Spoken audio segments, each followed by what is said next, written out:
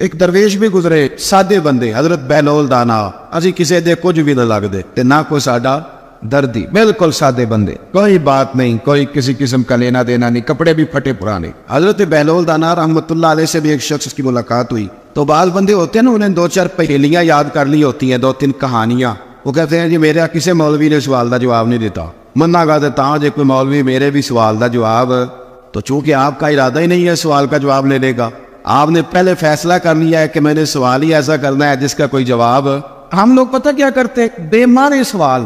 اس لیے نبی پاک صلی اللہ علیہ وسلم نے فرمایا ہے کہ جس نے دین کا علم اس لیے سیکھا کہ جاہلوں پہ روب جمائے گا یا علماء سے بحث کرے گا، اللہ اسے جنت کی خوشبو بھی عطا نہیں کرے۔ بحث کرنے کے لیے علم نہ سیکھیں، عمل کرنے کے لیے علم سیکھیں، اور عمل کا رستہ اپنے لیے آسان کرنے کی کوشش کریں، عمل کا رستہ۔ اسی طرح کا ایک بندہ تھا، وہ کہتا تھا جی میرے سوال کا جواب کبھی نہیں کسی نے دیا۔ اس کی ملاقات ایک درویش سے ہو گئی حضرت بہلول دانا سے، فرمانے لگے پوچھو بھائی کیا سوال ہے؟ کہنے لگا بابا میرے 3 سوال ہیں، ایک تو یہ بتائے کہ اگر رب ہے تو وہ نظر کیوں نہیں آتا، اور دوسری میرا سوال یہ ہے کہ اگر جو کراتا ہے شیطان کراتا ہے تو انسان کو سزا کس بات کی، اور تیسری بات یہ کہ آپ کہتے ہیں کہ شیطان جن ہے، آگ سے بنا ہے، تو اسے بھی آگ میں ڈالا جائے گا تو آگ کو کیسے جلائے گی؟ پہلی بات یہ کہ رب ہے تو نظر کیوں نہیں آتا، اور دوسری بات یہ کہ اگر سارا کچھ شیطان کراتا ہے تو پھر انسان کو سزا کس بات کی، اور تیسرا سوال میرا یہ ہے کہ اگر شیطان کو آگ میں ڈالا جائے گا تو وہ تو خود آگ سے بنا ہوا ہے، تو آگ کو کیسے جلائے گی؟ تو حضرت بہلول دانا تھوڑا سا سوچنے لگے تو اس نے بڑی سخت بات کی، کہنے لگا مجھے پتا تھا جواب آپ کو بھی کو نہیں آتا، دیکھا نا پڑ گئے نا سوچ میں۔ نیچے ایک روڑا پڑا تھا مٹی کا، اینٹ کا نہیں، مٹی بھی کئی دفعہ خشک ہو جائے نا دھوپ میں، کچی مٹی بھی تو روڑا تگڑا بن جاتا ہے، مضبوط روڑا پڑا تھا۔ حضرت بہلول دانا نے آؤ دیکھا نہ تاؤ دیکھا، روڑا اٹھایا اور زور سے سر میں دے مارا، اب وہ سر میں روڑا لگا، خون بڑا بہہ گیا، جا کے اس نے کوتوالے شہر کو سمجھنے SHO کو رپورٹ کرا دی کہ بابے نے نا میرا سر پھوڑ دیا ہے۔ بلا لیا، وہ SHO کہنے لگا بابا تو اس طرح کا ہے نہیں، اس نے کہا جی مار دیا۔ اب دیکھیں وہ کیا ہمارے ہاں پہلے نتیجہ لیا جاتا ہے اور بڑے جناب اس کے پروگرام ہوتے ہیں، پلاننگ ہوتی ہے، اس کے مطابق پھر پرچہ کٹتا ہے، وہ جی میرا سر پھوڑ دیا ہے۔ بلا لیا، کہنے لگا یار وہ تو درویش بندے، اگر تو کہتا ہے تو چلو بلا لیتے۔ آپ آ گئے، تشریف لائے، تو اس نے کہا بابا آپ نے پتھر مار کے اس بندے کے سر کو پھوڑ دیا ہے؟ تو حضرت بہلول دانا کہنے لگے نہیں میں نے تو نہیں پھوڑا، میں نے تو اس کے 3 سوالوں کا ایک جواب دیا ہے، 3 سوالوں کا ایک جواب۔ اس نے کہا کیا؟ فرمانے لگے اس سے پوچھ لو۔ اس نے کہا جی کیا سوال تھے آپ نے؟ اس نے کہا جی پہلا میرا سوال یہ تھا کہ رب ہے تو نظر کیوں نہیں آتا؟ تو آپ فرمانے لگے میں نے تجھے روڑا مارا، درد ہو رہی ہے؟ کہنے لگا ہاں۔ کہنے لگے دکھا درد ہوندی ہے نا، ویسے میرے میدے میں درد ہے جی۔ کتنے ہے جی میدا نظر درد ہوتی ہے کہ نہیں؟ کہتے ہیں میرے جگر میں تکلیف ہے، جگر نظر آ رہا ہے؟ کہتے میرا دل سوڑا پیندا ہے، کتنے جے دل لیا انہوں ٹھنڈی وال وائیے، دل ہے پر نظر۔ میں تو کہا کرتا ہوں ہمارے جسم میں بہت سارے ایسے حصے ہیں جو اللہ نے بنائے ہیں، ہمارے ساتھ ہے اور ہم انہیں دیکھ سکتے ہیں، ہماری پشت ہے نا ہمارے ساتھ، ہماری اپنی ہے نا جی۔ کوئی بندہ لاکتے مارے چاندتے انہیں لڑنے کہ نہیں، کوئی ڈنڈا مارے تو لڑائی ہو جاتی ہے، لیکن کبھی پشت دیکھی بھی ہے؟ تو حضرت بہلول دانا کہنے لگے کہ اگر درد ہے تو پھر وہ کہنے لگا جی وہ دکھائی تو نہیں نہ جا سکتی پر ہے تو صحیح نا۔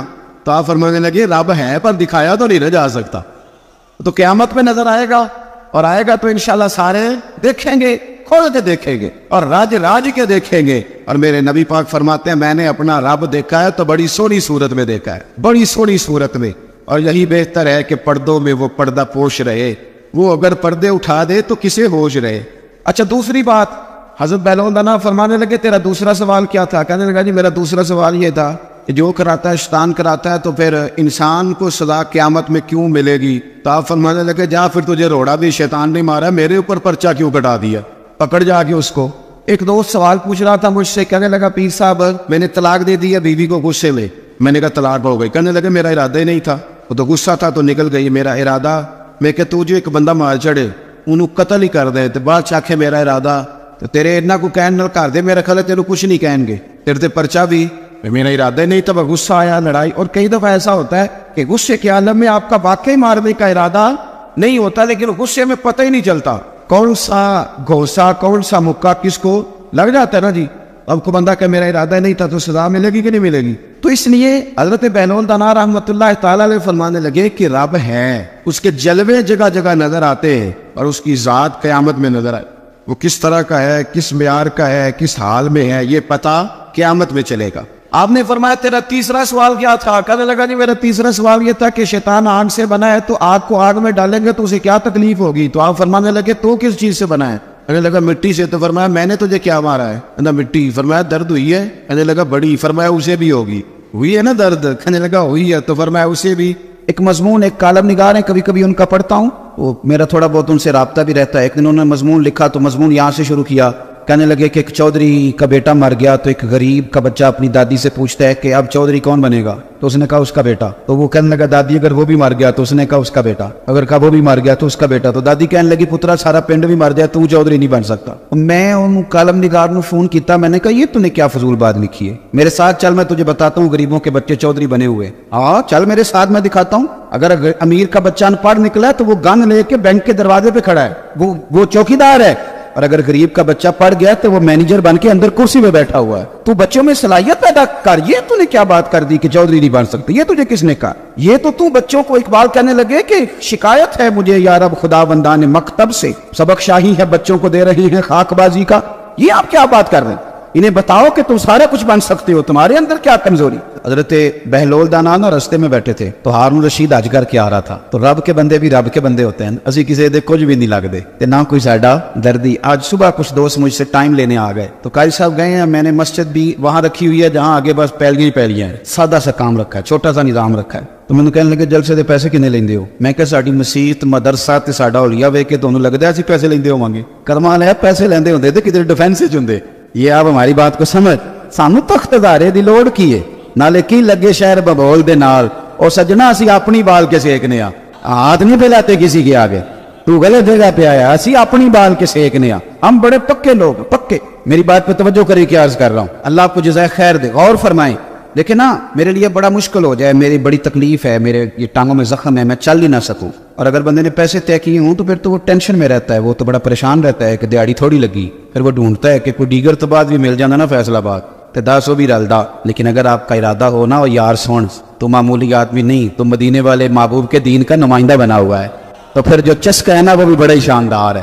پھر وہ خواجہ صاحب کہتے کوٹ مٹھن سے کہ میں اپنی حیاتی تو قربان تھی ماں, اور دیکھو میری محمد تکیندے گزر گئی, دیکھو میں کتنا خوش بخت ہوں. اور بریلی کے امام فرمانے لگے فرشتے بھی کرتے ہیں تعظیم میری, فدا ہو کہ ان پر یہ عزت ملی ہے. سنیں اور یاد رکھ, حضرت بہلول دا نہ بیٹھے تھے تو ہارون رشید گزر رہا تھا گھوڑے پہ, حج کر کے آ رہا تھا. تو بڑے اس کے نعرے لگ رہے تھے, تو بابا کونے میں بیٹھا ہے, بڑے نعرے پیچھے ہٹ جاؤ پیچھے ہٹ جاؤ پیچھے ہٹ جاؤ. اور ہمارے اہل سنت میں تو جس دن آپ نے کہہ دیا نا پیچھے ہٹ جاؤ, یہ تو مطلب ہے ان کسی نہیں ہٹنا. اگر آپ کہیں رستہ دے دو تو اس کا ترجمہ یہ ہے کہ اب کسی نے رستہ نہیں دینا, یہ مزاج ہے. یعنی کوئی بندہ ویسے, ہمارے یہاں ایک پل بنا شہر میں نیا, تو ایک دن وہاں رش بڑا تھا, تو میں نے ایک دوست سے کہا کہ پتہ نہیں تھے بندے کیوں کھڑے ہوئے, تو کہتا ہے ایک ویسے کھلوتا ہونا ہے تے باقی پھر ٹور کے ہونے, پتہ کرو کیوں کھلوتا ہے. یہ مزاج ہے, اس مزاج کو بدلیں, تھوڑی تحقیق بنائیں اپنے ذہن میں. اس طرح سے قومیں کمزور ہو جاتی ہیں. آپ قومی ذہن بنائیں, وقت کو ضائع نہیں کریں.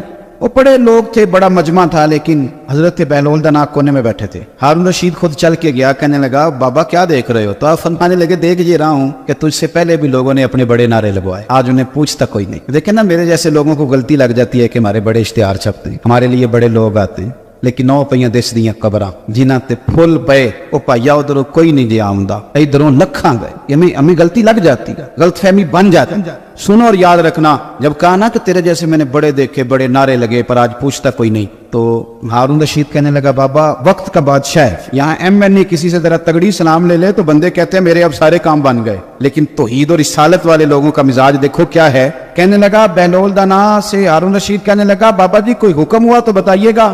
تو جناب بہلول دانا ہنسنے لگے, مسکرانے لگے, کہنے لگا جی میں نے کوئی لطیفہ تو نہیں سنایا, عرض کیا کوئی حکم ہو تو بتائیے گا. آپ فرمانے لگے یار تو بندہ ہو کے کس طرح کی باتیں کر, جا اپنا کام کر, جا کے جا وہ رستہ ہے اپنا رستہ ناپ. کہنے لگا حضور بتائیں تو صحیح. آپ فرمانے لگے سونا ہارون رشید تیرا کیا خیال ہے کہ میرا رب ہارون رشید کو دے گا اور بہلول دانا کو بھول جائے گا؟ یہ تو نے کیسی بات کر دی, یہ تو نے کیا کہا کہ میں میرے لیے کوئی حکم ہو تو جا اپنا کام کر جا. یہی حال جو میرے محبوب کے ماننے والے ان کا ہے. دیکھو میں اپنے مدرسے کے طالب علموں سے کہتا رہتا ہوں, لوگوں کے سامنے ہاتھ پھیلاؤ گے تو تمہاری بھوک بڑھے گی. لالچی آدمی جو ہوتا ہے اس کی بھوک روز بڑھتی ہے. یہ نفس کی بھوک ہے نا, یہ جن لوگوں کو اچھا کھانے کی طلب لگ جاتی ہے نا, صبح کے ٹائم پائے سے ناشتہ کر کے نا تو ان کا ارادہ ہوتا ہے کہ آج شام کو میں نے برگر کھانا. یہ طلب ہے, نفس بچہ ہے, جتنی بڑھائیں گے نا یہ بڑھ جائے. اور اگر آپ کا خیال ہے نا یار کمر سیدھی کرنے کے لیے کھانا ہے تو پھر اچار اور اس پہ، وہ میری والدہ کہا کرتی تھی، میرے ابا جی ان سے کہتے تھے کہ تم چار پالا ہے تے بڑو لج دانے پالا ہے تے گرمیاں پرواہ کوئی نہیں، تو پھر اس میں بندہ سکھی رہتا ہے، پھر قناعت والی زندگی، پھر زندگی حسین ہو جائے۔ میرے بھائی سمجھ لیں اس کو، اگر آپ کا رب رسول سے رشتہ ہے، میں طالب علموں سے کہتا ہوں خدا را یہ مزاج نہ بنانا 2-4 ہزار دن میں جمع کرنے، آپ کنگال ہو جائیں، آپ کے پاس کچھ نہیں رہے، آپ کے اندر جو سینے کی علم کی دولت ہوگی نا، نور ہوگا، وہ بڑا مسئلہ بن جائے گا۔ آپ نے اس کا ریٹ لگا لیا، آپ نے کہہ لیا کہ یہ میرا گلا ہے، میرا سور ہے، میری آواز ہے، یا میرے اندر کوئی سرکار کی محبت ہے، یہ 40,000 ڈیلی کی ہے، پھر آپ کمزور پڑ جائیں۔ اور اگر آپ کہیں گے کہ سب سے زیادہ کرم ہی میرے اوپر ہے، تو پھر میرے اعلیٰ حضرت فرماتے ہیں دنیا داروں سے نہ مانگ، کون دیتا ہے دینے کو منہ چاہیے۔ تو بشر حافی رحمت اللہ علیہ سے سارا زمانہ پیار کرتا تھا۔ بغداد کا ایک تاجر کہتا ہے مجھے نہیں بابا اچھا لگتا، ہمارا اپنا ذہن ہے نا، ہم کہتے ہیں میں نے جدھر ساری دنیا جا رہی ہے وہاں نہیں جانا، کہتے ہیں کہ بابا مجھے نہیں اچھا لگتا تھا، حالانکہ سارا بغداد عزت کرتا، کیوں نہیں اچھا لگتا تھا؟ کہتے اس لیے کہ بابا نہ صرف فرض مسجد میں پڑھتا تھا، باقی نماز گھر جا، تو میں کہتا تھا اتنا ولی ہے تو باقی بھی مسجدیں پڑھے۔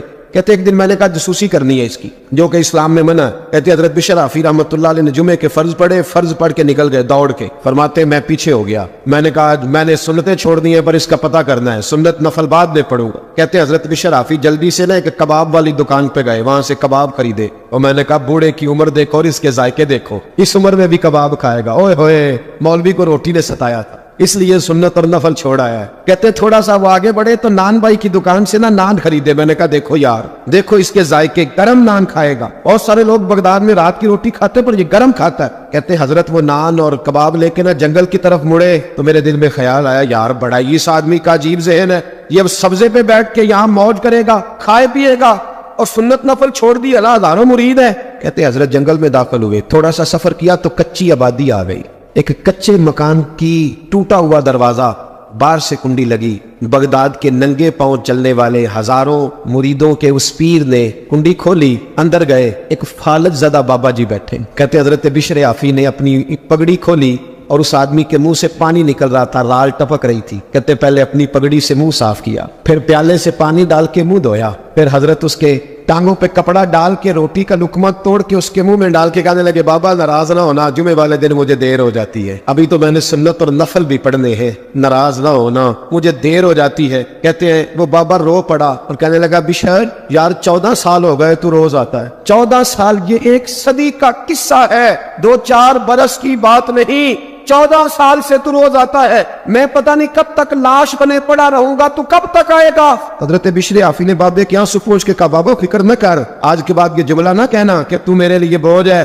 فرمایا لوگ سمجھتے ہیں کہ میں نے عبادت کر کے مقام پایا ہے، لوگ سمجھتے ہیں میں نوافل زیادہ پڑھتا ہوں، دنیا جانتی ہے کہ میری رات کی تسبیح زیادہ مضبوط ہے، اور میں ان میں سے کوئی بات بھی نہیں، میں تو تیری نوکری کرتا ہوں تو اللہ نے میری عزتوں میں اضافہ فرما دیا ہے۔ سوچ ہی صاف نہیں، نظریہ ہی ٹھیک نہیں، فکر ہی ٹھیک نہیں۔ اسلام نظریے کا مذہب ہے، سوچ کا۔ مسند امام احمد بن حنبل کی حدیث سنی، جب انسان نے روزہ رکھا ہوتا ہے نا تو روح ویسے ہی پاک ہوتی ہے اس کی۔ میں نے یہ سوچا کہ کچھ باتیں ایسی کی جائیں جس سے تھوڑی سی سوچیں بھی تبدیل ہو، کچھ سوچوں کا وضو، سوچوں کا غسل، افکار و نظریات کی بھی بات ہو۔ ہم سمجھتے ہیں کہ شاید کثرت عبادت اصل ہے۔ اقبال کہتے ہیں یہ ذکر نیم شبی، یہ مراقبے، یہ سرور، تیری خودی کے اگر نگہباں نہیں تو پھر کچھ بھی نہیں، تیری خودی کے اگر، اور پھر عام چیز نہیں کہا یہ ذکر نیم شبی، سویرے سحری کا ذکر، یہ مراقبہ، یہ جو تو گھنٹوں اللہ کی یاد میں بیٹھا رہتا ہے، یہ سرور، کہتے بے کیف عبادت نہیں، سرور والی، یہ ذکر نیم شبی، یہ مراقبے، یہ سرور، تیری خودی کے اگر نگہباں نہیں، اگر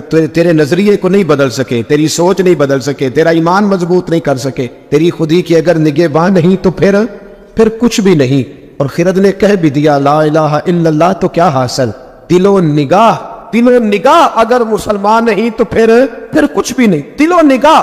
اقبال کہتے ہیں ایک دل کا کلمہ پڑھ، دوسرا نظر کا کلمہ پڑھ، ان پہ پابندی لگا، دل و نگاہ اگر مسلمان نہیں تو پھر تو کچھ بھی نہیں، کچھ بھی نہیں۔ حضرت انس بن مالک کہتے ہیں میں حضور کے پاس بیٹھا تھا، حضرت عبداللہ ابن عمر بھی بیٹھے تھے، کوئی بات ہو رہی تھی، ایک حجرے میں بیٹھے تھے، دروازے پہ دستک ہوئی، مسند امام احمد میں حدیث ہے، نبی پاک علیہ السلام نے فرمایا انس دروازہ کھولو، دروازے پہ وہ بندہ ہے جس کو اللہ بغیر حساب کتاب جنت عطا فرمائے گا، وہ بندہ ہے دروازے پہ۔ حضرت انس بن مالک کہتے ہیں میں نے دروازہ کھولا تو بندہ دیکھا، غریب سا ایک انصاری صحابی، اور بندہ بڑا سادہ، وضو تازہ کر کے آیا ہے تو پانی کے قطرے داڑھی سے بہ رہے، اور چمڑے کے جوتے اس نے لپیٹ کے نا تو بغل میں چھپائے ہوئے آ کے عطیات کی حالت میں بیٹھا، حضور سے 2-4 باتیں کی، چلا گیا۔ ہم اس کا رنگ دیکھتے رہے اور مصطفیٰ کا کرم دیکھتے رہے۔ اس کو حضور نے جنتی کہا ہے۔ کہتے ہیں اگلے دن اسی ٹائم اسی وقت ہم حضور کے پاس بیٹھے تھے، پھر دروازے پہ دستک ہوئی۔ حضور نے فرمایا دروازہ کھولو، دروازے پہ وہ بندہ ہے جس سے اللہ بغیر حساب کتاب جنت عطا فرمائے گا۔ کہتے ہیں دروازہ کھولا اور جیسے ہی میری نظر پڑی، بندہ بھی وہی ہے جو کل آیا تھا اور انداز بھی وہی ہے جو کل تھا، اسی طرح پانی کے قطرے، اسی طرح جوتے بغل میں۔ السلام علیکم، کل حضور فلاں بات کی تفصیل پوچھنی مجھ سے رہ گئی تھی، غلطی ہوگی، دوبارہ آیا ہو۔ اس نے اپنی گفتگو کی، چند جملوں میں بات سمیٹی، چلا گیا۔ فرماتے اتفاق کی بات کہ دن تیسرا، بندے بھی ہم دونوں، میں اور عبداللہ ابن عمر، حضرت انس بن مالک کہتے ہیں دونوں بیٹھے تھے، سیم ٹائم سیم ڈے۔ پھر دستک ہوئی، حضور نے فرمایا دروازہ کھولو اور مسکرا کے فرمایا دروازے پہ وہ بندہ ہے جس سے اللہ بغیر حساب کتاب جنت عطا فرمائے گا۔ کہتے ہیں کھل اٹھے ہمارے چہرے، باہر گئے، دستک ہوئی تھی، دروازہ کھولا۔ فرماتے مجھے یقین تھا وہی ہوگا جو 2 دن پہلے آیا تھا، اور میرے یقین کے مطابق ہی کام ہوا، وہی بندہ تھا جو کل بھی تھا، جو پرسوں بھی تھا، حالت اور کیفیت اور انداز بھی وہی تھا۔ پانی کے قطرے بہ رہے ہیں اور اس شخص نے جوتے بغل میں دبائے ہوئے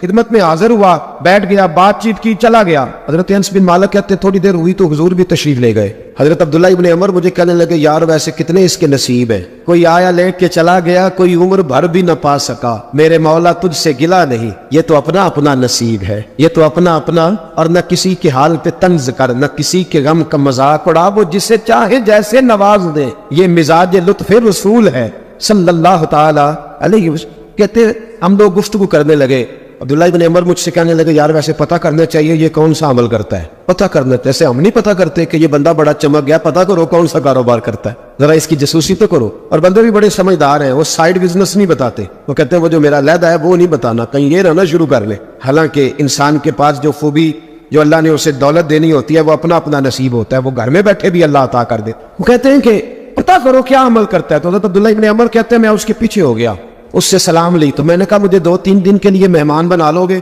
مان نہ مان، میں تیرا مہمان، 2-3 دن کے لیے مہمان بنا لو گے؟ تو کہتے ہیں مجھ سے کہنے لگا کوئی گھر میں جھگڑا ہو گیا ہے، کیونکہ پڑوس میں تو تمہارا قریب ہی تو تمہارا گھر ہے، میرے مہمان بننے کو جھگڑا ہے؟ تو میں نے کہا چلو ایسے ہی سمجھ لو، پر مجھے مہمان بنا لو۔ کہتے ہیں میں 3 دن اور 3 راتیں اس شخص کے ساتھ رہا، وہ کتنا صدقہ کرتا ہے میں نوٹ کرتا رہا، نماز کتنی پڑھتا ہے، اس کا کیا، میں چاہتا تھا کہ وہ عمل مجھے ملے اس کی برکت سے مصطفیٰ نے اسے 3 مرتبہ جنتی فرمایا ہے، تاکہ وہ کیفیات مجھے بھی ملے۔ حضرت عبداللہ ابن عمر کہتے ہیں کہ میں نے کوئی خاص چیز نہیں دیکھی، وہ عشاء پڑھتا تو فجر تک بستر پہ کروٹیں لیتا، اور میں الحمدللہ اٹھ کے تہجد بھی پڑھتا، نوافل بھی پڑھتا۔ کہتے ہیں وہ 1 سپارہ پڑھتا، میں 3 پڑھتا۔ فرماتے اس نے 3 دنوں میں کھجور بھی صدقہ نہیں دی، کہ کھجور بھی، اور میں نے بڑے بڑے غریبوں کی مدد کی۔ میں کہنے لگا کہ عمل تو میرا زیادہ ہے اس سے، پھر خوبی کیا ہے؟ خاص توجہ کرنا، اسلام اور دین کا جو فکری اساس ہمیں صحابہ نے دی۔ حضرت عبداللہ ابن عمر کہتے ہیں میں نے تیسرے دن اسے کہا بھائی اللہ تیرا بھلا کرے، تو نے بڑی خدمت کی، میں نے جانا ہے میرا کوئی جھگڑا نہیں ہوا تھا، میں تو بس تیرا عمل دیکھنے آیا تھا کہ تو عمل کیا کرتا ہے۔ تو وہ صحابی کہتے ہیں مجھے کہنے لگے یار تو میرا عمل دیکھنے آیا تھا، مجھے بتا تو صحیح کیوں دیکھنے آیا میرا عمل، تجھے کیا ضرورت پڑی میری جاسوسی کی؟ تو کہتے ہیں مجھ سے جب اس نے سوال کیا تو میں نے اس کو کہا بھائی تو 3 دن آیا نا، ہم بیٹھے ہوئے تھے، کہا ہاں میں آتا رہا ہوں، کہ 3 دن نبی پاک نے فرمایا اللہ تجھے بغیر حساب کتاب جنت عطا فرمائے گا۔ تو میں چاہتا تھا کہ میں ذرا جاسوسی کروں، ذرا دیکھیں، کھوج لگاؤں کون سا ایسا عمل ہے، آپ بھی ذرا دھیان دیجئے گا کون سا ایسا عمل ہے، حالانکہ تو عشاء پڑھتا ہے، اٹھ کے فجر پڑھتا ہے، میں تہجد بھی پڑھتا ہوں، تیرا سپارہ 1 ہے میرے 3 ہے، کون سا ایسا عمل ہے جس کے سبب تجھے جنت ملے گی؟ کہتے ہیں وہ صحابی کہنے لگے یار کوئی ایسا عمل نہیں، کوئی شے نہیں، میں اس قابل ہی نہیں، من نانم کے من دانم، جو میں ہوں مجھے پتا ہے۔ کہا پھر کوئی بات تو ہوگی، تیری مہربانی بتا دے، میں نے 3 دن 3 راتیں محنت کی ہے، بتا دے۔ کہتے ہیں وہ کہنے لگے اگر تجھے بتاؤں نا تو پھر سن، میں جب رات کو سوتا ہوں تو اپنے دل پہ نظر ڈالتا ہوں، اور سویرے جب اٹھتا ہوں تو پھر اپنے دل پہ نظر ڈالتا ہوں، موبائل پہ نہیں، کنجی پہ نہیں کہ چابیاں کدھر ہے، بٹوے پہ نہیں، میں رات کو سوتے ہوئے بھی اپنے دل پہ نظر ڈالتا ہوں، سویرے اٹھتے ہوئے بھی میں سب سے پہلے اپنے دل پہ نظر ڈالتا ہوں۔ فرماتے ہیں الحمدللہ میرے دل میں کسی کا حسد نہیں ہے، کسی کے بارے میں کوئی کینہ نہیں، کوئی کسی کے بارے میں میل نہیں، میں اللہ کے ہر بندے کے بارے میں سوچ، نظریہ، فکر اچھی رکھتا ہوں۔ اور فرمایا میں تیرے بارے میں بھی عبداللہ یہی سوچتا ہوں کہ تو مجھ سے زیادہ نیک۔ الحمدللہ اس وقت بھی میرا ذہن یہ ہے کہ انس بن مالک مجھ سے زیادہ پرہیزگار ہے، اس وقت بھی میری سوچ یہ ہے کہ محبوب کے سب صحابہ میں سب سے کمزور میں ہی ہوں۔ ناطق عبداللہ ابن عمر کہتے ہیں میں نے اس کا ہاتھ چوما، میں نے کہا سمجھ آ گئی ہے، تیرا نظریہ، تیری سوچ پکی اور سچی مسلمان ہے، تو دل اور روح کا مسلمان ہے، تو نظر اور روح کا مسلمان ہے. یہ سبب ہے کہ اللہ کے رسول نے زمین پر چلتے ہوئے بھی تجھے 3 دفعہ جنت کی بشارت عطا فرما دی. گویا تھا غوث اعظم کے زمانے میں، گانے گاتا تھا تو غوث اعظم اسے سمجھاتے تھے کہ یہ طریقہ درست نہیں. بات چیز سے وہ مخالفت کرنے لگ گیا، اور لوگ جب ان کے مفادات پہ ٹھوکر لگتی ہے تو وہ ذات پات پہ اتر آتے ہیں. وہ کہتا ہے جی دیکھو میرے پیچھے رش بڑا، لوگ سنتے بڑے ہیں، تو عبد القادر تو معاذ اللہ جلتے ہیں مجھ سے. خیر بڑی مخالفت کی، باتیں ٹٹول کے لاتا، کھاتے کہاں سے ہے، لنگر کہاں سے آتا، یہ کیا ہے. حضور غوث اعظم ہنس دیا کرتے، فرماتے چل ٹھیک ہے موج کر. وقت گزرتا گیا، بوڑھا ہو گیا، لوگ اس کی آواز کے دیوانے تھے. گلے کی آواز بڑا سریلی تھی، وہ اب دھیمی پڑ گئی. وہ جو اسے سنتے تھے وہ کسی اور کو سننے لگے. گھر میں بھی جب تک پیسے آتے تھے تب تک تو گھر میں بھی بڑی قدر تھی. اب جب گھر میں کچھ نہ دیا تو بچوں نے بھی نکال دیا. حالت یہ ہوئی کہ قبرستان جا کے بیٹھ گیا. مکھیاں بھنکتی ہیں، پہننے کو کپڑا کوئی نہیں، کھانے کو روٹی کوئی نہیں. میرے شیخ، میرے غوث اعظم اس گلی سے گزرے. جب غوث اعظم گزرے تو اس کی حالت دیکھی تو محبوب پاک کا وہ طریقہ یاد آ گیا. سلام اس پر کہ جس نے دشمنوں کو بھی کوائیں دی، سلام اس پر کہ جس نے گالیاں سن کر دعائیں دی. تو حضور غوث اعظم گھر گئے، غلام کو بلایا، فرمایا 100 دینار لے جا، اس گویے کو دیا، بتانا نہ کس نے بھیجے، دے کے لوٹ آنا. وہ کہتا میں گیا تو بڑی بری حالت، پھٹے ہوئے کپڑے، خستہ حالی. جا کر کے 100 دینار دیے. میں نے کہا لو. اس نے آنکھیں کھولی تو بڑھاپے سے بری حالت، بیماری، ذوف. کہنے لگا کس نے بھیجے ہیں؟ تو میں نے کہا مجھے پہنچانے کا حکم ہے، بتانے کا نہیں. تو کہتے اس کی آنکھوں میں آنسو آ گئے. کہنے لگا میں بھی سارے بغداد کو جانتا ہوں، مجھے پتا ہے اس حالت پہ اگر مجھ پہ کوئی کرم کر سکتا ہے تو وہ عبد القادر جیلانی ہے.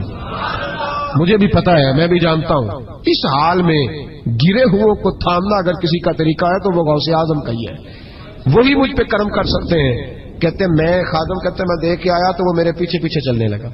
حضور غوث اعظم پڑھا رہے تھے تو سامنے آ کے کھڑا ہو گیا. نظر اٹھائی آپ نے، فرمایا میں کیا خدمت کر سکتا ہوں. چیخ ماری اس نے، رویا، قدموں میں گرا.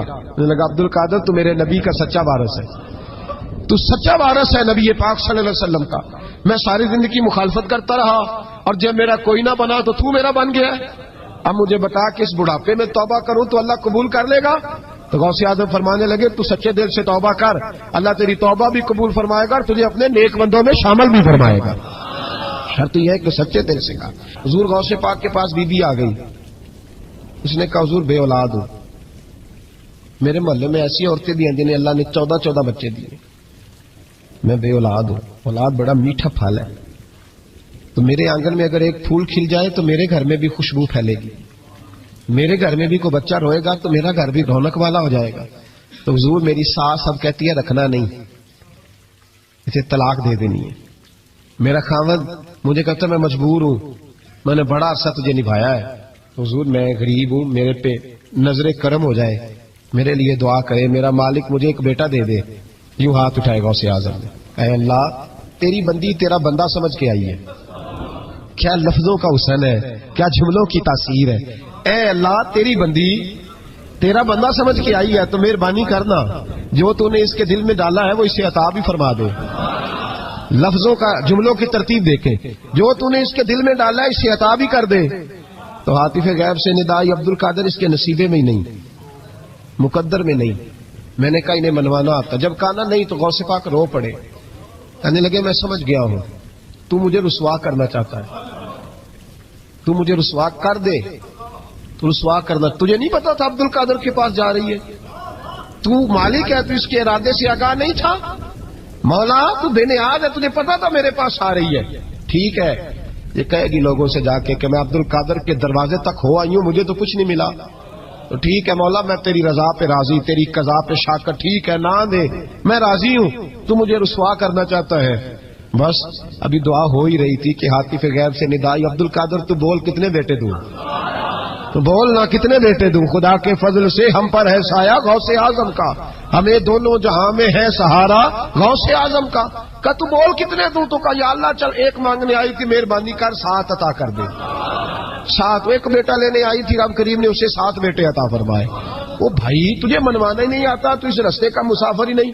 حضور غوث اعظم رضی اللہ تعالیٰ عنہ فرماتے میں تقریر نہیں کرتا تھا، تعلیم مکمل کر لی، بات نہیں کرتا تھا. میں کہتا تھا میں کیسے لوگوں کے سامنے واز کروں. کہتے مجھے خواب میں مصطفیٰ کریم کا دیدار نصیب ہوا. محبوب نے فرمایا عبد القادر بات کیوں نہیں کرتے؟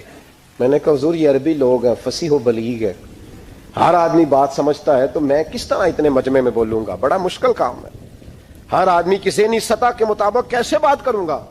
کہتے مصطفیٰ کریم نے فرمایا منہ تو کھولو ذرا. کہتے میں نے منہ کھولا تو حضور نے 7 دفعہ لعاب دہن میرے منہ میں ڈال دیا. فرمایا اب تو بولتے جانا اور میری برکتیں تیری مدد کرتی جائیں گی. آپ فرماتے ہیں اگلی شام میں سویا تو مولا علی شیر خدا بھی آ گئے، تو فرمانے لگے عبد القادر منہ کھول نا بیٹا، تو میرا بھی ہے. کہتے میں نے منہ کھولا تو حضرت علی نے 6 دفعہ لعاب دہن ڈالا. میں نے کہا حضور آپ نے 6 دفعہ ڈالا ہے. تو خواب میں حضرت علی فرماتے ہیں، کہتے بیٹے میں نبی پاک کے برابر تو نہیں نہ ہو سکتا، میں نبی پاک کے برابر. حضور نے 7 دفعہ ڈالا ہے تو 6 دفعہ اس لیے ڈالا کہ میں حضور کے برابر. صحابہ تو خواب میں بھی آ کے کہتے ہیں ہم نبی کے برابر نہیں. تو کیسے نبی کے برابر بن گیا؟ وہ تو خواب میں بھی آ کے کہتے ہیں کہ ہم حضور کے برابر ہیں، تو زندگی میں دعوے کرتا پھرتا ہے. حضور غوث اعظم فرماتے ہیں بس پھر چھوٹی سی مسجد، اور اس میں نے تقریر شروع کی. میں اکیلا ہی چلا تھا جانب منزل مگر، پھر لوگ ملتے ہی گئے، پھر کارواں بنتا گیا. فرماتے ہیں چھوٹی سی مسجد، پھر مسجد بڑی ہوئی، پھر مجمع بڑھ گیا. فرماتے ہیں پھر جامع مسجد، پھر مجمع وہاں بھی کم پڑ گیا. پھر بغداد کی عیدگاہ وہ بھی بھر گئی تو صحرا میں جا کے خیمے لگ گئے. کہتے ہیں تقریر ہوتی تو ہزاروں کا مجمع، ہزاروں کا. ملا علی قاری کہتے ہیں غوث اعظم کے اجتماع میں 70 ہزار لوگ شریک ہوتے تھے. ہزاروں علماء کاغذ قلم لے کے بیٹھے ہوتے تھے کہ غوث پاک جو باتیں بیان کریں گے تفسیری نقطے ہم نے نوٹ کرنے. اور حضور غوث اعظم کو اللہ نے یہ کمال دیا تھا، کمال، یہ آپ کی کرامت تھی کہ بغیر سپیکر کے بولتے تھے. جیسی سمجھ پہلے والے کو آتی تھی ویسی آخری والے کو آیا کرتی تھی. تو حضور غوث پاک رضی اللہ تعالیٰ عنہ نے لوگوں کو بڑا نوازا. ایک شخص آیا، اس نے آ کے کہا حضور میرے ابا جی میں آپ کا مرید ہوں، عقیدت مند ہوں. رات میں نے باپ کو خواب میں دیکھا ہے تو دوزخ کی آگ میں جل رہا ہے. میرا فوت ہونے والا باپ میں نے بڑی تکلیف میں دیکھا ہے. تو غوث اعظم رضی اللہ تعالیٰ عنہ فرمانے لگے میرے مدرسے میں آیا کرتا تھا، میری خانقاہ میں آتا تھا، میری محفل میں بیٹھتا تھا، حلقہ ذکر میں رہتا تھا. تو اس نے کہا حضور کبھی کبھی آتا تھا، کبھی کبھی. غوث اعظم نے مصلی بچھا لیا، کہا یا اللہ تیرا وعدہ نہیں کہ جو اہل اللہ کے مجالس سے ذکر میں بیٹھے گا تو اسے شکی نہیں کرے گا، اسے صحیح. اور یہ مسلم شریف کی حدیث ہے. دلیل کیا ہے مسلم شریف کی حدیث؟ نبی پاک علیہ السلام نے فرمایا جو ذکر کرنے والوں کی مجلس میں خالی بیٹھ جائے اللہ تبارک و تعالیٰ اسے بھی سعادت عطا فرما دیتا ہے. اگر شکی ہو بدبخت ہو تو اللہ اسے نیک بخت فرما دیتا ہے. تو حضور غوث اعظم حضور کی اس دعا کا وسیلہ دینے لگے، یا اللہ تیرا وعدہ نہیں تھا، وہ یہاں آیا کرتا تھا تو خدا بندہ اس کی قبر پہ عذاب. وہ شخص کہتا ہے میں گھر میں جا کے سویا، دوبارہ میرے ابا جی ملے تو مجھے کہنے لگے بیٹا عبد القادر کے پاس جاتے رہنا، عبد القادر کے پاس جاتے رہنا، جو ان کی مجالس پہ جاتا ہے اللہ اس سے بڑا ہی راضی ہوتا ہے، وہاں جاتے رہنا. تو بھائی ان لوگوں کو رب کریم کو منانا آتا تھا. غوث اعظم مزدوروں کی طرح دین کا کام کرتے تھے. میں نے بڑا سوچ سمجھ کے فکر کہا، مزدوروں کی طرح. میں نے اپنے گاؤں میں کچھ ایسے مزدور دیکھے جو صبح فیکٹری میں دیہڑی کر کے آتے تھے تو شام کو دیہڑی کر کے آئے ہیں پوری 4 بجے تک 5 بجے تک. تو شام کو کسی آدمی نے مٹی ڈالنی ہے اپنے گھر کے اندر تو اس سے بھی ٹھیکہ کر لیا. اس نے کہا میں 300 روپیہ دوں گا مٹی اٹھا لو. تو وہ مزدور گھر آیا تو اس نے کہا چلو بچوں کے کپڑے بھی لینے، عید بھی قریب آ رہی ہے. یہ مزدور لوگ بڑی جدوجہد کرتے ہیں. تو رات کو مٹی ڈال دی. حضور غوث اعظم نے مزدوروں کی طرح دین کا کام. یہاں تو موجیں لگی ہیں، تو موجیں لگی ہوئی ہیں لوگوں کی. یہاں تو لوگ سات رنگ میں مست ہو کے کہتے ہیں بس ٹھیک ہو گیا جی، ہم بڑے پکے ہیں ان کے ماننے والے. غوث اعظم فجر کے بعد فقہ کا درس دیتے تھے. فقہ کا ان کہہ دے وہ بھی مولوی سن، کیونکہ درس جو دیتے تھے. فقہ کا درس فجر کے بعد. ظہر کے بعد غوث اعظم لوگوں کو حدیث پاک پڑھایا کرتے تھے. عصر کے بعد قرآن پاک کی تفسیر بیان کرتے تھے. ہر روز رات کو عشاء کے بعد دور دراز سے مخلوق آتی تھی، لاکھوں کا مجمع ہوتا تھا اور غوث اعظم وہاں رسول اللہ کا دین لوگوں کو سمجھایا کرتے تھے. 1000 آدمی کاغذ قلم لے کے عالم بیٹھا کرتے تھے. غوث اعظم جو تفسیر بیان کرتے اسے لکھا جاتا تھا. یہ حضور غوث اعظم کا طریقہ ہے. غوث اعظم بغداد کی جامع مسجد کے خطیب تھے. وہ خطیب تھے مسجد کے. جامعہ نظامیہ کے نام سے غوث اعظم نے مدرسہ بنایا ہوا تھا. وہ ایک ادارے کے پرنسپل تھے. جسے الف با سیدھی پڑھنی نہ آئے وہ کہے میں بڑا ولی ہوں, مجھے غوث پاک کا فیض ہے. تجھے کس طرح کا فیض ہے؟ غوث اعظم کا فیض یہ آپ فرمایا کرتے جتنی جس کی زبان میں تاثیر زیادہ ہو سمجھو میرا فیض اسے زیادہ ملا ہوا ہے. آپ تقریر کرتے تھے, خطبہ دیتے تھے, روز رات کو بیٹھتے تھے. صلاح الدین ایوبی کھڑے ہو کے کہنے لگے فلسطین میں, فرمایا میں لڑوں گا اس لیے کہ میں عبد القادر کے مدرسے کا طالب علم ہوں. اور فرمانے لگے یہ 70,000 فوج میرے ساتھ ہے, ساری غوث اعظم کو ماننے والی ہے. انقلاب غوث کے ماننے والے لائیں گے. یہ لوگ انقلاب برپا کریں گے جن کے دلوں میں بغض رہتا ہے اللہ کے ولیوں کا. اور ہر رسالے میں کبھی یہ کون سا جہاد ہے, کبھی بابا فرید کے خلاف لکھتے ہیں, کبھی غوث اعظم کے خلاف لکھتے ہیں. شرم نہیں آتی؟ کھالوں سے تم نے پجارو خریدی ہوئی ہے, کھالیں کٹھی کر کے تم نے کلاشنکوف لی ہوئی ہیں, مکانوں میں رہتے ہو, اور قوم ہے کہ وہ دیکھتی نہیں. اور بھائی دنیا میں رہنا ہے تو کچھ پہچان پیدا کر. لباس خضر میں یہاں سینکڑوں رہزن بھی پھرتے ہیں. ہر داڑھی پگڑی والے کو دیندار نہ سمجھ لیا کرو. خدا را یہ پہچان پیدا کرو. جس کے مرضی پیچھے لگ جاتے ہو. حضور غوث پاک شیخ عبد القادر جیلانی رضی اللہ. اور آج کل کی میں جاتا ہوں نا محفلوں پہ تو میں دوستوں سے کہتا ہوں آپ کوئی دوست ٹائم لینے آتے ہو تو میں پوچھتا ہوں محفل کیوں کرانی ہے؟ محفل کہنے ثواب واسطے. تو میں کہا سورۃ یاسین پڑھا لو کار. ساری زندگی ثواب کے چکر میں رہو گے, انقلاب کب آئے گا؟ میلاد کی محفل کر لو, سارا سال برکتیں نازل ہوں گی. محفل کو ایک روپ دو, ایک رنگ دو. محفل ایک انقلاب کا نام ہے.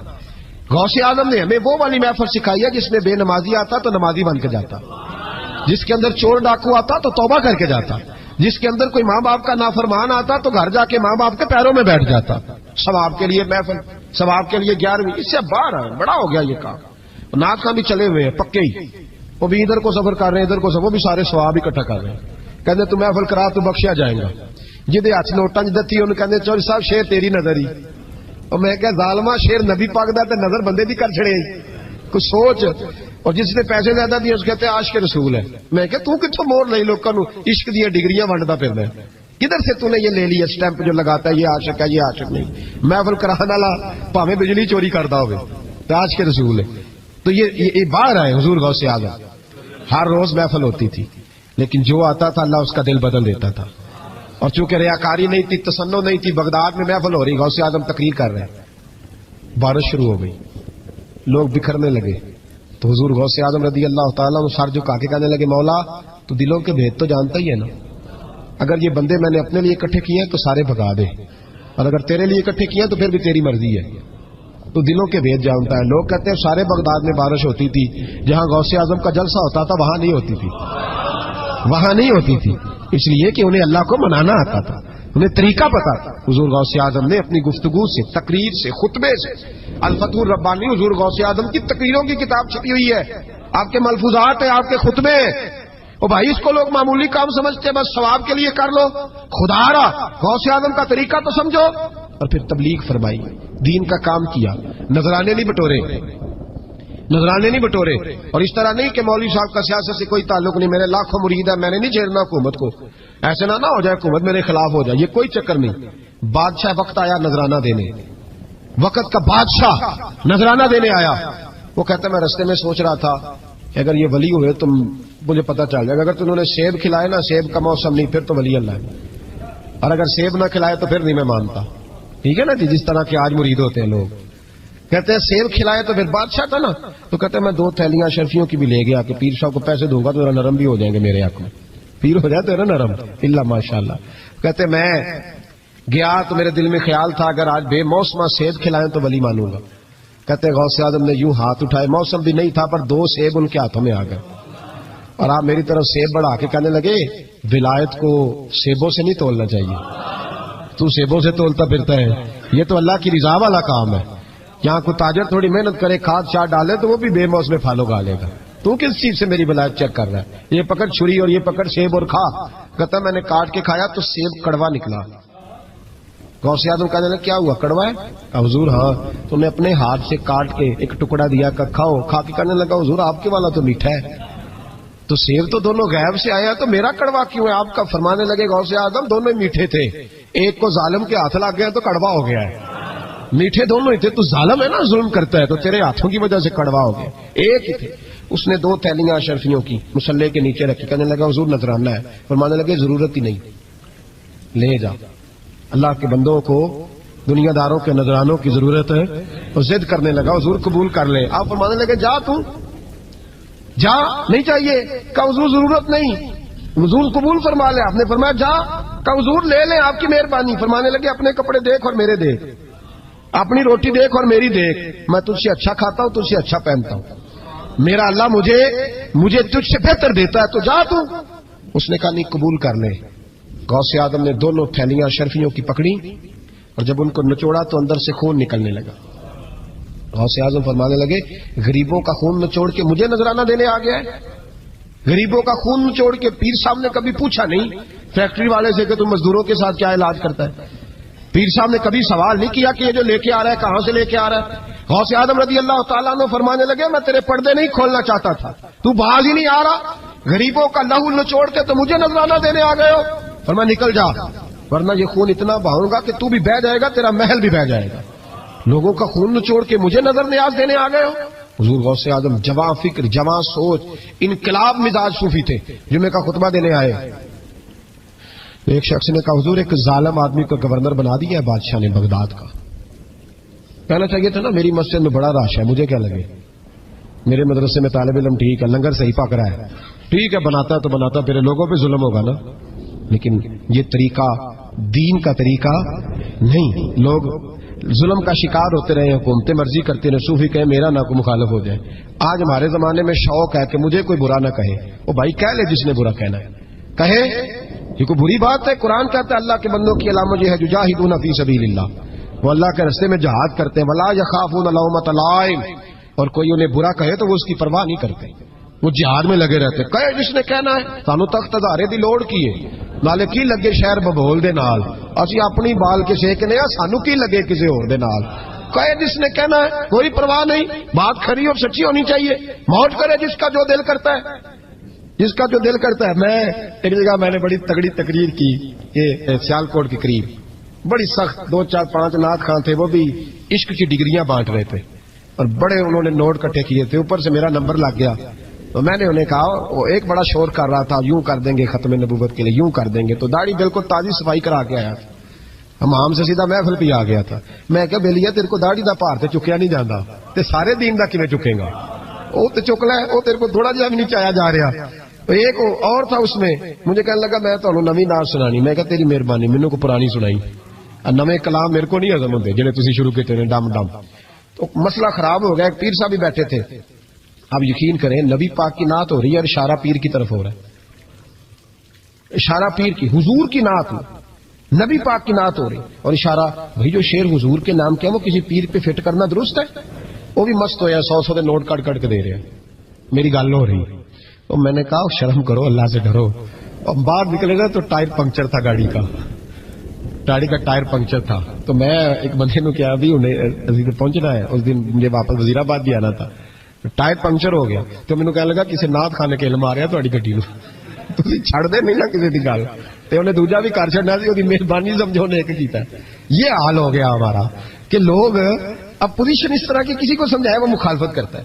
انہوں نے بعد میں میٹنگ کی، انہوں کہنے لگے تو کتوں مولوی بلا لیا، اگوں نہیں انجدہ بلائی، یہ کس طرح کا آدمی تھا، سب کو اس طرح، اور بڑی بڑی عجیب حرکتیں۔ میں یہ لودرا ملتان سائڈ پہ 2-3 دن کے لیے تو نقیب محفل، وہ بےزتی کری جائے مجمے دی، تسی بول دے نہیں، تسی سبحان اللہ ہی نہیں آندے، ایڈا روکھا مجمع کدے نہیں ویکھیا، کنج دے تسی بندے ہو، من تسی یاد رہو گے، بوڑھے بوڑھے لوگ بیٹھے ہیں، ٹھنڈ کا موسم ہے، کری جا رہے ہیں، وہ میرے سے نہ برداشت ہوا، کبھی کبھی وہ رگ بڑی تنگ کرتی ہے، کچھ دیر تو میں نے برداشت کیا، تو بعد میں بول ہی پڑا، میں کہ بھائی بہ جا، تیری مہربانی، تو پیسے لے کے آئے، مفت آئے نہیں سارے، یہ چنگے نہیں تیرے نالوں، یہ فری بیٹھے مفت بیٹھے، تو تے پیسے لے گئے، مجھے انہوں نے بتایا کہ 15,000 تو نے پہلے لیے، کس بات کا لیا؟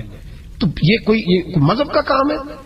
کیا چکر چلایا ہوا ہے؟ یہ کوئی طریقہ ہے؟ یہ اس طرح دین پھیلتا ہے؟ غوث اعظم جیلانی، حضور شیخ عبد القادر جیلانی، یہ لوگ اگر بادشاہوں کی ٹی سی کرتے تو انقلاب نہ برپا ہوتا۔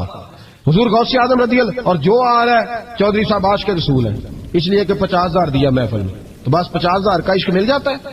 کیا تماشا لگ گیا, غریب آدمی میلاد کی محفل میں بھی ویڈیو کے پیچھے بیٹھتا ہے, نہ سڑ کو دتی ہے نہ آگے انہیں. اس چکر سے باہر آئے. غوث اعظم رضی اللہ تعالیٰ عنہ اس لیے لتاڑ لیتے تھے, یہ لوگ ان کے اندر لالچ نہیں تھا, کسی شخص کے ساتھ کوئی ذاتی مسئلہ نہیں تھا. بڑی مخالفت کی لوگوں نے ان کے زمانے میں بھی ان کی. جمعہ پڑھانے آئے, ایک شخص نے کہا حضور ظالم آدمی گورنر بنا دیا بادشاہ نے.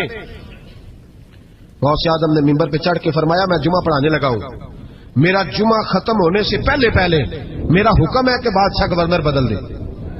یہ نہیں کہا میرا بیٹا بنا دے, میرا مرید بنا دے, وہ میرا رشتہ دار لگا دے. فرمایا حکم دیتا ہوں کہ جمعہ ختم ہونے سے پہلے گورنر بدل دو, ورنہ میرا نام عبد القادر جیلانی ہے, جمعے کے بعد میں خود بدل دوں گا. میں بدل دوں گا جمعے کے بعد. ہر مشکل دی کنجی یارو ہاتھ مرداں دے آئی, میں بدل دوں گا جمعے کے بعد, اور تم دیکھو گے بدلا جائے گا. لوگ کہتے ہیں جمعے کی نماز پڑھ کے نکلے تو بادشاہ دروازے پہ کھڑا تھا, کہنے لگا حضور مہربانی کرے ناراض نہ ہونا, بدل دیا ہے گورنر, ہم نے گورنر ہے. یہ شان تھی غوث اعظم کی کہ غوث اعظم جو کہہ دیں رب ویسا کر دے. لیکن عاجزی کیا تھی. شیخ سعدی فرماتے ایک بوڑھے کو کسی شخص نے بیت اللہ کے ساتھ پتھر پہ سر رکھ کے روتے دیکھا, اور وہ بزرگ بوڑھے کہہ رہے ہیں یا اللہ قیامت کے دن مجھے اندھا کر کے اٹھانا, اندھا کر کے, کہیں ایسا نہ ہو تیرے نیک بندوں کے سامنے میں شرمندہ ہو جاؤں, اور مولا مجھ سے درگزر والا معاملہ کرنا, مجھ سے سوال نہ کرنا, میں کمزور ہوں. رو رہے کہتے میں قریب گیا تو میں نے جا کے دیکھا کہ پتہ تو کروں کون گناہگار ہے, میں بھی اس کے لیے دعا کرتا ہوں. وہ بزرگ کہتے ہیں جب ان بزرگوں نے چہرہ اٹھایا تو میری چیخ ہی نکل گئی, یہ تو غوث اعظم جیلانی ہے. ایک طرف حالاتی ساری کر کر زاری نیند اکھاں تی توندے, فجر اوہی گناہگار کا آون سب تو نیویں ہوندے. جن لوگوں نے سینکڑوں سال ہو گئے جن کو گئے, اور آج بھی ان کی جلائی ہوئی شمع روشن ہے. جنہوں نے اپنی زندگی ساری دین کے کام میں لگائی, 40 سال تک ساری رات اللہ کی عبادت کی, کتابیں لکھی, دین پڑھایا, لیکن جب رب کے ساتھ تعلق ہوا تو کہا نہیں ہم کمزور ہیں, یا اللہ معافی دے. بھائیو ہمارے بزرگوں نے ہماری تربیت کی, انہوں نے ہمیں سمجھایا, انہوں نے ہمیں کہا کہ فیض اس چیز کا نام نہیں کہ تو کہے بڑے میرے بارے نیارے ہو گئے, دکان چمکنے لگی. فیض تو یہ ہے کہ تیرا دل دین سے کتنا جڑا, تیرے اندر روحانیت کتنی پیدا ہوئی, اخلاقی قدریں تیری کتنی بحال ہوئی. غوث اعظم سے کسی نے کہا تو حضور دعا قبول نہیں ہوتی, فرمایا 3 شرطیں ہیں, تیری ہر دعا اللہ قبول فرمائے گا. کہا حضور کون سی؟ فرمایا رزق جب بھی کھانا حلال کھانا, اور تیری زبان سے کبھی رب کی ناراضگی والا فکرہ نہ نکلے, اور جب تو بات کرے تو نفس کے لیے کبھی نہ کر, اللہ کی رضا کے لیے کر. عبد القادر وعدہ کرتا ہے تو جو دعا بھی کرے گا مالک تیری قبول فرمائے گا. اپنے نفس کی رضا کے لیے, اپنے باطن کو خوش کرنے کے لیے سارا دن داستانے نہ چھیڑ, اللہ کی رضا کے لیے بول. ہم کتنا بولتے ہیں لیکن نفسانی باتیں, نفسانی خواہشیں, یہ کہنے کے لیے کہ لوگ نیچا دیکھ لیں گے کیا ہو جائے گا. خدا را اللہ کی رضا کے لیے جب بولیں گے تو اللہ راضی ہوگا. انشاءاللہ آئندہ جمعہ تو مبارک ہو, جمعے کی نماز کے دوران ہی 11ویں شریف پڑھیں گے انشاءاللہ. جمعے میں پھر سے حضور غوث پاک کی بات کریں گے, جمعے کے بعد ان کی منقبت سنیں گے انشاءاللہ, اور لنگر شریف پکائیں گے انشاءاللہ 11ویں کو, اور حضور غوث اعظم کی نیاد مل کے کھائیں گے انشاءاللہ, کیونکہ اگلا جمعہ 10 ربیع الثانی کو آئے گا انشاءاللہ. آپ حضرات سے بھی اپیل ہے کہ اپنے گھر میں جو پکا ہو اس پر زیادہ سے زیادہ قرآن پاک پڑھیں, اور اپنے ہی گھر میں بیٹھ کے کھائیں, لیکن میرے غوث اعظم کا دن ضرور منائیں, ضرور دن منائیں. کوشش کریں روزانہ رات کو, اور کچھ نہ ہو سکے تو ایک دفعہ سورج یاسین ہی پڑھیں.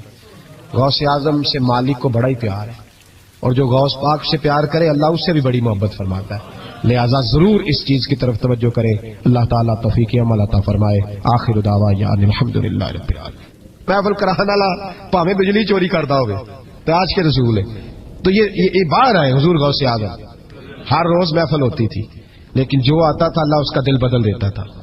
اور چونکہ ریاکاری نہیں تھی, تسنو نہیں تھی, بغداد میں محفل ہو رہی, غوث اعظم تقریر کر رہے ہیں, بارش شروع ہو گئی, لوگ بکھرنے لگے, تو حضور غوث اعظم رضی اللہ تعالیٰ عنہ سر جھکا کے کہنے لگے مولا تو دلوں کے بھید تو جانتا ہی ہے نا, اگر یہ بندے میں نے اپنے لیے اکٹھے کیے ہیں تو سارے بھگا دے, اور اگر تیرے لیے اکٹھے کیے ہیں تو پھر بھی تیری مرضی ہے, تو دلوں کے بھید جانتا ہے. لوگ کہتے ہیں سارے بغداد میں بارش ہوتی تھی, جہاں غوث اعظم کا جلسہ ہوتا تھا وہاں نہیں ہوتی تھی, وہاں نہیں ہوتی تھی, اس لیے کہ انہیں اللہ کو منانا آتا تھا, انہیں طریقہ پتا تھا. حضور غوث اعظم نے اپنی گفتگو سے, تقریر سے, خطبے سے, الفتح الربانی حضور غوث اعظم کی تقریروں کی کتاب چھپی ہوئی ہے, آپ کے ملفوظات ہیں, آپ کے خطبے.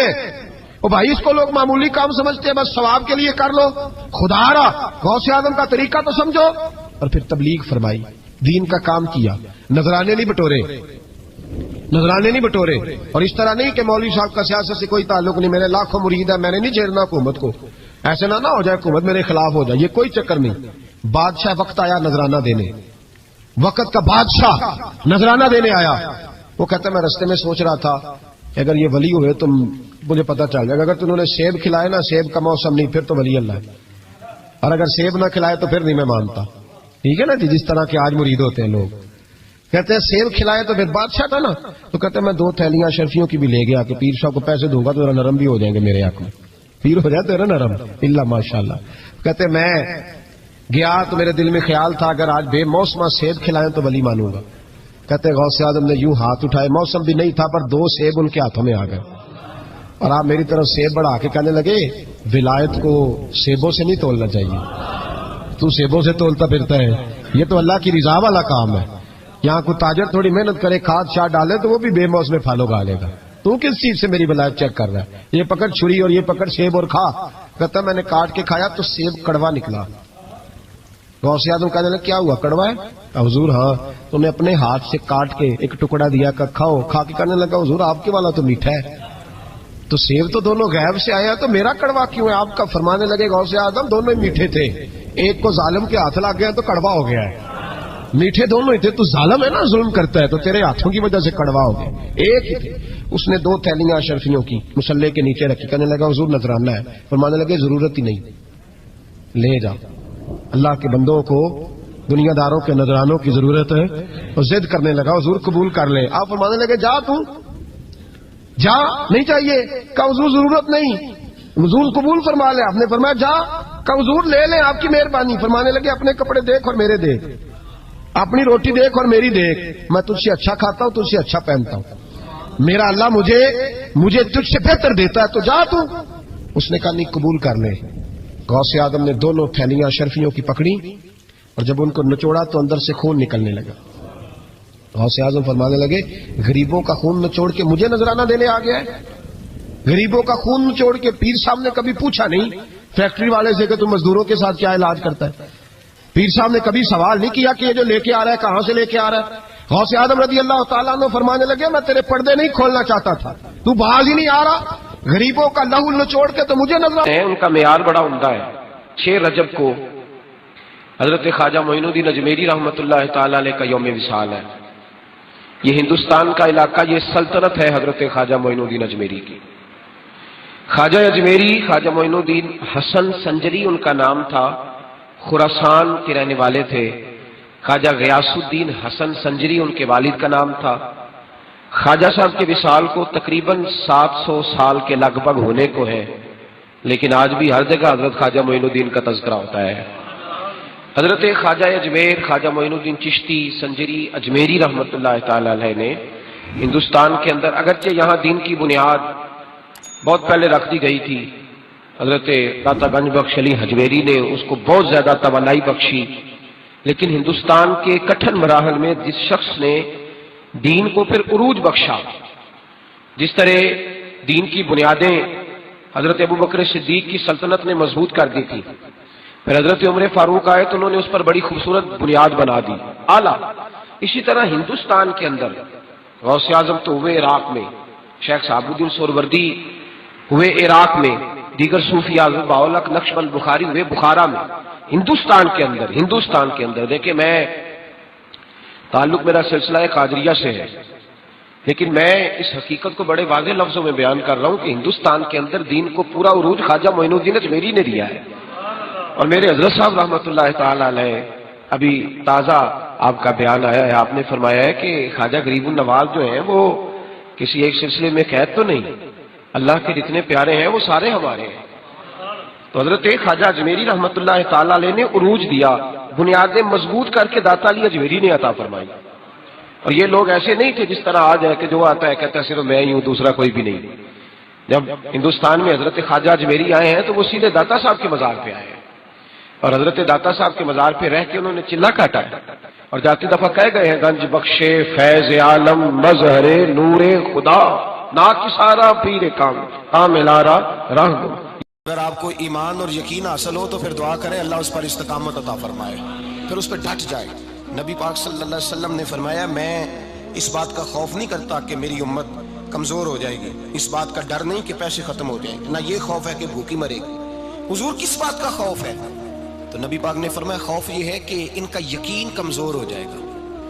یاد رکھیں اگر اعتبار نہ ہو تو گھر نہیں چلتا، تو اگر اللہ رسول پر یقین کامل نہ ہو تو پھر بندہ مسجد نہیں آ سکتا، پھر اس کا دین نہیں چلتا، پھر اس کے لیے مشکل ہے نماز، پھر اس کے لیے مشکل ہے راہ خدا میں خرچ کرنا۔ میرے نبی پاک نے فرمایا یوں نہ کہا کر کہ یا اللہ چاہے تو دے چاہے تو نہ دے، جب مالک سے مانگ تو کہا کر یا اللہ تجھی سے مانگنا ہے، میں لے کے اٹھوں گا، تو مجھے دے گا۔ فرمایا جتنا تیرا یقین کامل ہوگا اتنا ہی اللہ تجھے جھولی بھر کے عطا فرمائے گا۔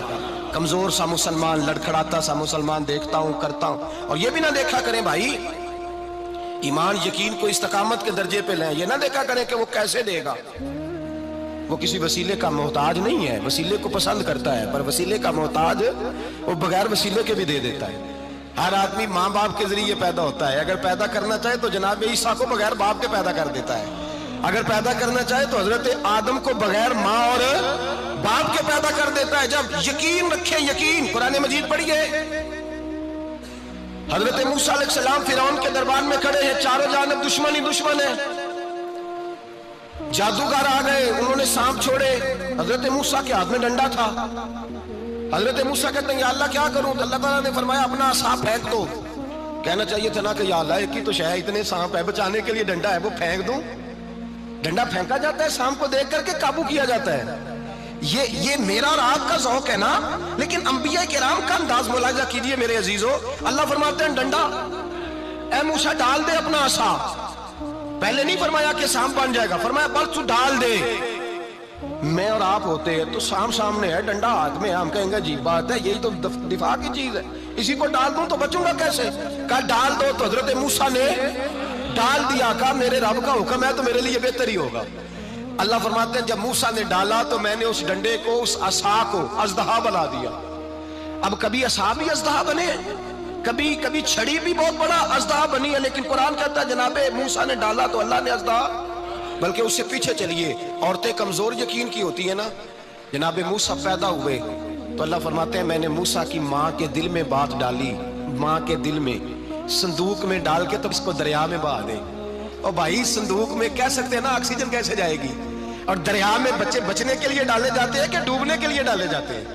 ماں کے دل میں یقین کمزور نہیں تھا ماں کا۔ انبیاء کے ماں باپ موحد ہوتے ہیں، دین کو ماننے والے، ماں کے دل میں اللہ نے بات، اللہ قرآن میں کہتے ہیں میں نے وحی کی، میں نے القاء کیا، میں نے بات ڈالی۔ حضرت موسیٰ کی ماں کہتی ہے میں نے ڈال کے نا سمندر میں بیٹا، میں نے سمندر میں بیٹا ڈال کے صندوق میں بند کر کے رب کے حوالے کیا۔ آپ فرماتے ہیں میرے مالک کا بھروسہ کیا تو پھر میرے مالک کا کام دیکھو، کمال دیکھو، میں نے دریا میں ڈالا، اللہ نے فرعون کے گھر میں میرے بیٹے کی پرورش کرا دی۔ یہ یقین کہ حضرت موسیٰ کے پاس قوم آئی، قرآن پڑھیے، کہا جناب پانی چاہیے، وَإِذِ اسْتَسْقَىٰ مُوسَىٰ لِقَوْمِهِ، موسیٰ نے اپنی قوم کے لیے پانی مانگا، ہم نے کہا فَانْفَجَرَتْ مِنْهُ اثْنَتَا عَشَرَةَ عَيْنًا، اپنا ڈنڈا پتھر پہ مارو۔ عقل والا آدمی ہوتا تو اڑ جاتا، کہتا یا اللہ پتھروں سے بھی کبھی پانی نکلا ہے؟ اضرب بعصاک الحجر، مارو پتھر پہ ڈنڈا۔ اللہ کے نبی نے منٹ نہیں لگایا، ٹھا کر کے ڈنڈا لگایا، فَانْفَجَرَتْ مِنْهُ اثْنَتَا عَشَرَةَ عَيْنًا۔ اللہ فرماتے ہیں جناب موسیٰ نے ایک عصا مارا، میں نے 12 چشمے جاری کر دیے۔ تو لے تو لا اللہ کرتا ہے، اللہ کہتا ہے پڑھ نماز روزی دوں گا، کہتا ہے سوچتا ہوں۔ اللہ فرماتا ہے آجا مسجد میں تیرا ہو جاؤں گا، کہتا ہے دیکھتا ہوں۔ رب فرماتا ہے تو میرے محبوب کی غلامی کر، میں تجھے محبوب بنا لوں گا۔ تو کہتا ہے تھوڑا بڑا ہو کے داڑھی رکھنی ہے، ابھی سیانا ہو کے میں ذرا سرٹیفکیٹ لے لوں اسرائیل سے کہ کتنے سالوں کے بعد آئیں گے، پھر شروع کروں گا۔ پروگرام بنا رہا ہے، ابھی تو ارادے میں ہے۔ اللہ کے پیغمبر کا ڈنڈا، اور اس سے زیادہ آگے بات ہو گئی، پیچھے فوج لگی ہوئی ہے فرعون کی، مجمع ہے، ہزاروں لاکھوں کا لشکر لے کے، تلواریں نیزے، فرعون پیچھے، آگے دریا آ گیا۔ حضرت موسیٰ علیہ السلام کھڑے ہیں، اب کدھر جائیں؟ اللہ پاک نے فرمایا مارو ڈنڈا۔ کہاں؟ پانی پہ ڈنڈا مارو۔ اب حضرت موسیٰ علیہ السلام پانی پہ ڈنڈا مارے تو پانی ابھرے گا، اس سے زیادہ کیا ہوگا؟ پہلے پتھر پہ ڈنڈا مروایا تو پانی نکلا، اب پانی پہ ڈنڈا مروایا، فَإِذْ فَرَقْنَا بِكُمُ الْبَحْرَ فَأَنْجَيْنَاكُمْ وَأَغْرَقْنَا آلَ فِرْعَوْنَ۔ اللہ فرماتے ہیں موسیٰ نے پانی پہ ڈنڈا مارا تو میں نے پانی میں رستے بنا دیے۔ ایک جگہ ڈنڈا مارا تو پانی نکل آیا، دوسری جگہ عصا مارا تو پانی خشک ہو گیا، 12 چشمے بن گئے، 12 रस्ते बन गए दरिया में से। हजरत मूसा अलैहिस्सलाम गुजर गए और अल्लाह फरमाते हैं फिरौन भी आया तो उसे मैंने गर्क कर दिया और वो खड़ा देखता ही रह गया कि बना क्या है। जब यकीन कामिल नसीब होता है, एतमाद की दौलत अल्लाह देता है, जब इंसान को ये इंशराह सदर हो जाता है कि मेरी निजात खुदा के हुक्म में है और रसूलुल्लाह के कदमों में है, जब उसे ये इंशराह हासिल होता है तो फिर नमाज का लुत्फ आता है। गौर कीजिए क्या जुमला कह दिया मैंने। फिर उसे नमाज का फिर उसे नमाज बोझ नहीं बल्कि नमाज ना पढ़े तो उस पर बोझ होता है। फिर कुरान मजीद उसकी रूह का साथी हो जाता है। फिर इबादत, तकवा, परहेजगारी, फिर वो एक सुन्नत के छूटने पर परेशान रहता है जब यकीन की दौलत नसीब होती है। कुरान मजीद फुरकान हमीद ने कहा ईमान लाओ तो फिर ईमान पे डट जाओ, मुसलमान बनो तो फिर इस्लाम पर। फिर ये जो कमजोरी है ना, ये देखते हैं, करते हैं, चलते हैं, अभी कल अभी परसों बहाने हीले, अभी मैं नमाज शुरू करता हूँ, देखता हूँ ला इलाहा इल्लल्लाहु मुहम्मदुर रसूलुल्लाह सल्लल्लाहु अलैहि। जब किसी ने कलिमा पढ़ा तो उस पर पूरा दीन जरूरी है, पूरा। अब वो ये नहीं कह सकता कि थोड़ा थोड़ा करके आऊंगा। यकीन की दौलत नेमत है। अल्लाह पाक कुरान मजीद में फरमाते हैं इन्नल्लज़ीना क़ालू रब्बुनल्लाहु सुम्मा इस्तक़ामू, जिन्होंने कहा कि अल्लाह हमारा रब है और फिर वो इस पर डट गए, फिर इस पर वो कहा तो डट गए, खड़े हो गए, नहीं अल्लाह ही रब है, अल्लाह ही देने वाला, अल्लाह ही मालिक, अल्लाह ही हमारा राज़िक है, रब ही हमारा सब कुछ। जब डट गए तो फरमाया ततनज़्ज़लु अलैहिमुल मलाइका, फिर मैं उनकी मदद के लिए आसमान से फरिश्तों का नुज़ूल फरमाया करता हूँ। फरिश्ते क्या कहते हैं? अल्लाह तखाफू वला तहज़नू, गम ना करना, खौफ ना खाना, वबशिरू बिल जन्नतिल्लती कुंतुम तुअदून, हम तो तुम्हें अल्लाह तबारक व तआला की उस जन्नत की खुशखबरी देने आए हैं जिसका रब ने तुम्हारे साथ वादा किया हुआ है।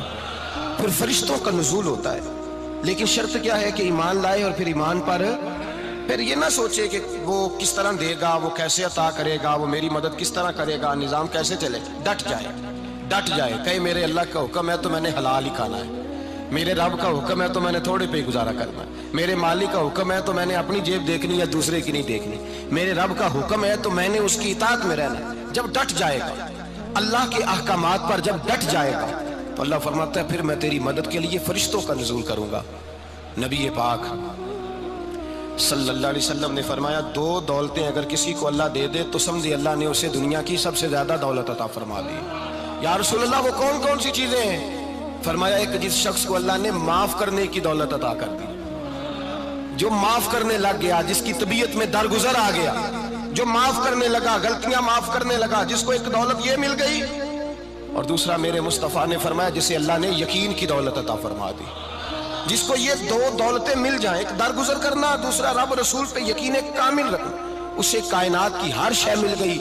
मेरे नबी पाक ने फरमाया जब भी दुआ मांगो खुदा से ये दो नेमतें मांगा करो, अर्ज किया करो ए अल्लाह दरगुजर की दौलत अता फरमा, ए अल्लाह तू हमें यकीन की दौलत अता फरमा, ईमान की कुव्वत और पुख्तगी नसीब फरमा। मेरे भाई हुजूर ने फरमाया मांग के लो। कमजोर ईमान वाला शख्स किसी काम का नहीं होता। जिस आदमी के ज़हन में शक का बीज एक दफा जन्म लेता है वो आदमी तो गुलाम से बदतर है। बेकैफ सजदा, रूठी रूठी सी इबादत, उसकी जिंदगी कैफियत से खाली है। जिस शख्स को पता चल जाए ना लोग मेरे मुखालिफ हैं, उसका तो सजन रहता ही कोई नहीं। असल बात ये होती है कि यहाँ सोच बैठा है कि दुनिया मेरे खिलाफ है, यहाँ मुखालफत यहाँ बैठ गई है, दो बंदे बातें कर रहे हैं तो परेशान है, मेरे खिलाफ ही लगे हुए हैं, मेरी ही बात हो रही है। तो असल तकलीफ कहाँ है? और अगर यहाँ यकीन कामिल हो गया ना कि सारे मुझसे प्यार ही करते हैं, तो फिर दो बंदों को बात करता देखेंगे तो यही सोचेगा मेरी तारीफें कर रहे हैं।